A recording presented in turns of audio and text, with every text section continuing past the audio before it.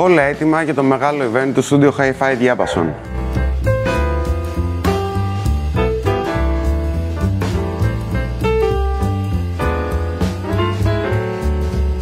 Το πρώτο σύστημα, το καμάρι μας Think Team Kim Burmester 232 Reference Jubilee Clear Audio.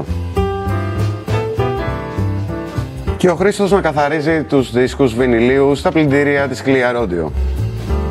Βελτιώνει κατά πολύ τον ήχο, μπορούμε να το δοκιμάσουμε. Το δεύτερο σύστημα σε πιο μικρή κατηγορία τιμής, EPOS ES7N 9.000 σειρά της Audiolab που τρέχει σε προσφορά από τώρα μέχρι και το τέλος του χρόνου, και το νέο Compass της Clear Audio. Ένα pick-up σε μια κατηγορία τιμής που η Clear Audio δεν μας έχει συνηθίσει, βάζοντας νέα στάνταρ για αυτή την κατηγορία τιμής.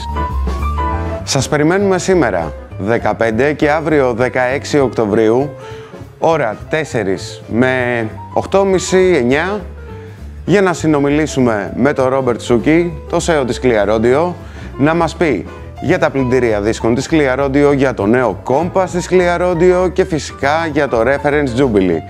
Και να τα ακούσουμε με τον Burmester 232 και τα εκπληκτικά Think Team Kim. Επίσης θα μπορέσουμε να ακούσουμε το νέο Compass της Clear Audio με τα EPOS ES7N και τη σειρά της Audiolab 9.000, η οποία τρέχει και προσφορά από τώρα έως και τέλος του χρόνου. Σας περιμένουμε να ζήσουμε μια μοναδική εμπειρία μουσικής και συζήτησης.